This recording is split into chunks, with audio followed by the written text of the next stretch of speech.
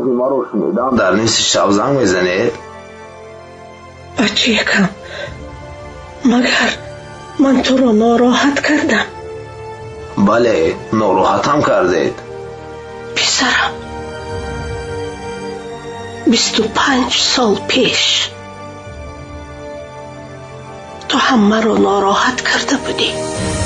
ای طفلکی خوش روی من، صد برگی من، گل بوی من، زود رسد، مبارک بود. آسوده در پهلوی من، الله یار.